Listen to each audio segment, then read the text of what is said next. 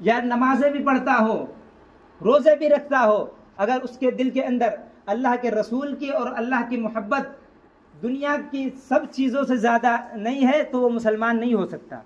या रसूलुल्लाह सल्लल्लाहु अलैहि वसल्लम ने फरमाया, इसलिए अल्लाह ने कुरान मजीद के अंदर बार बार फरमाया, व अनफिकू मिम्मा रज़क़नाकुम मिन क़ब्ल अन यातिया अहदकुमुल मौत, कि इंसानों जो हमने तुम्हें माल दिया है, व अनफिकू मिम्मा रज़क़नाकुम मिन क़ब्ल अन यातिया अहदकुमुल मौत, तुम्हारी मौत आने से पहले वो अल्लाह के रास्ते में खर्च कर लो।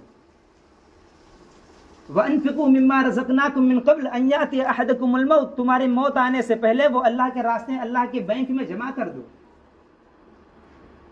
और जो हम ये माल अल्लाह के रास्ते में खर्च करेंगे, आज हम अपने माल और अपना पैसा नाजायज़ कामों में खर्च करते हैं, बेकार कामों में खर्च करते हैं, लेकिन अल्लाह के दीन पर, अल्लाह के नाम पर जब खर्च करने की बारी आती है हम मुंह मोड़ लेते हैं। हम मस्जिद के अंदर आते हैं, एक हफ्ते के बाद आए हैं अगर, तब भी जो हमें देना चाहिए मस्जिद के अंदर, इसे इतने अखराजात होते हैं, हमारे मुअज्जिनीन की तनख्वाह होती है, इमाम साहब की तनख्वाह होती है, हम नहीं देते। हम अपनी मस्जिदों को नहीं चला सकते, हम अपने अल्लाह के घर को नहीं चला सकते, और नाजायज़ काम में माल खर्च करने की बारी आए हम बेजा खर्च करेंगे। इसलिए अल्लाह ने फरमाया, ए इब्ने आदम, तुम माल को अल्लाह के रास्ते में खर्च करो और अल्लाह के दीन पर खर्च करो। और इसे खर्च करने का तरीका भी कुरान मजीद के अंदर फरमा दिया।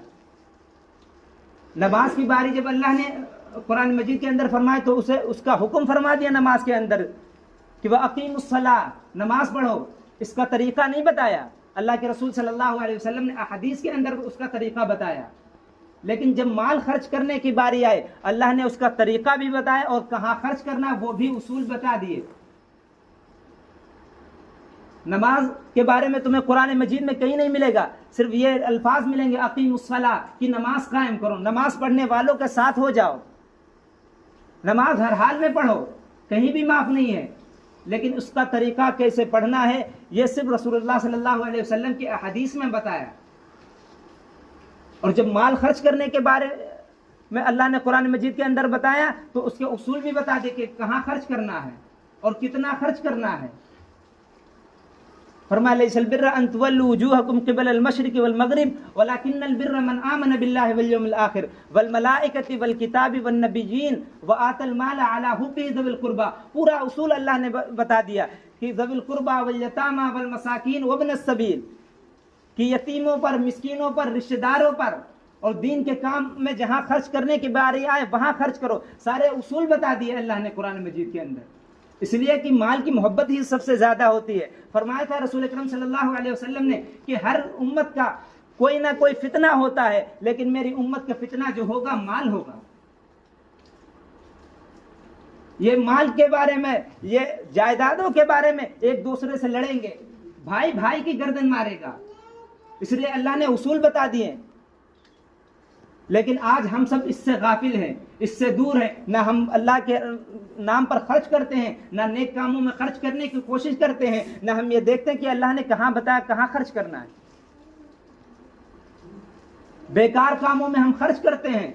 अभी मुहर्रम का महीना आया, हमने सुना गांव के अंदर कि हर गांव के हर फर्द के ऊपर पैसे लगे हुए कि इतने रुपये देना जरूरी है। एक मकान के अंदर यानी 500 रुपए हैं या 1000 रुपए हैं, ये देना जरूरी है अगर गांव के अंदर रहना, तो लोग देते हैं।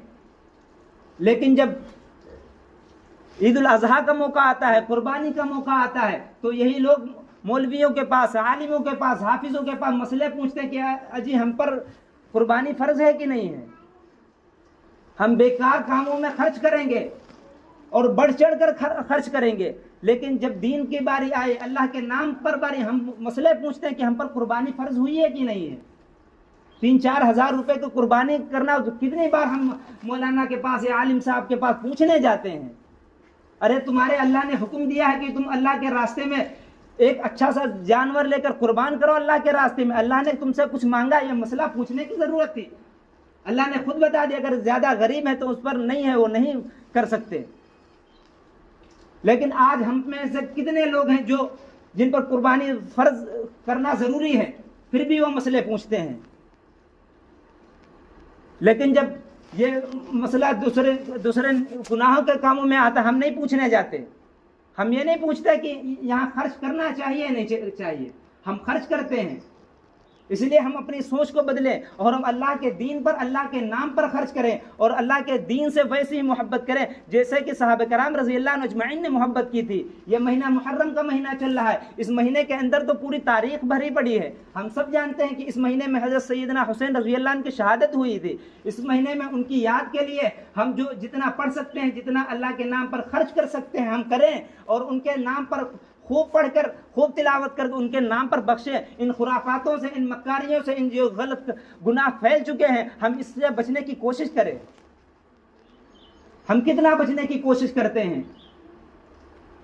आज कहां कहां खुराफातें होती हैं, हम सब बढ़ चढ़ कर जाने की कोशिश करते हैं, वहां देखने जाते हैं। लेकिन अल्लाह की मस्जिदें में खर्च करना है, अल्लाह की मस्जिदों के बारे में हम सब कितना गाफिल हैं। इसीलिए तो हम इतना गाफिल हो गए अल्लाह की मस्जिदों से, अल्लाह के दीन से दूर हो गए। आज हमारी मस्जिदें छीनी जा रही हैं। रोजाना हम देखते हैं कि मस्जिदों के अंदर कितना जुल्म हो रहा है। लोग शहीद करने के लिए आ जाते हैं। हम कुछ नहीं खर्च कर सकते, हम कुछ नहीं कर सकते। हम मस्जिदों से दूर हो गए। इसलिए तो हमें मिटाने के लिए, हमें मारने के लिए, हमारी मस्जिदों को खत्म करने के लिए आएंगे। इसलिए हमें सोचना होगा। एक शायर ने बहुत पहले कहा था कि अगर अभी ना समझे हिंदुस्तान के मुसलमानों, अभी तुम नहीं समझे तो तुम्हारी दास्तान भी नहीं होगी दास्तानों में। हम आज तारीख पढ़ते हैं कि सैयदना हुसैन रज़ी अल्लाह अन्हु ने किस बेदर्दी के साथ शहीद कर दिए गए मुहर्रम के महीने के अंदर। अल्लाह के नबी के दीन की खातिर को बचाने के लिए, अल्लाह के दीन को ऊंचा करने के लिए शहीद कर दिए गए। आज हम उनके नाम पर खुराफातें करते हैं, उनका नाम लेते हैं, हम कहते हैं हम आशिक रसूल हैं, लेकिन उनके नाम पर यह खुराफातें करने की क्या जरूरत थी? तुम खुद सोचो, जिनकी शादी में, जिनके निकाह में कभी गाने या ढोल ताशे नहीं बजे हों, उनकी शहादत पर हम कैसे बजा सकते हैं? हम कैसे जा सकते हैं वहां जहां ये खुराफातें होती हैं? जिनके निकाह पर ढोल ताशे नहीं बजे, हम उनकी शहादत पर ढोल ताशे बजाएंगे? हमें शर्म नहीं आती?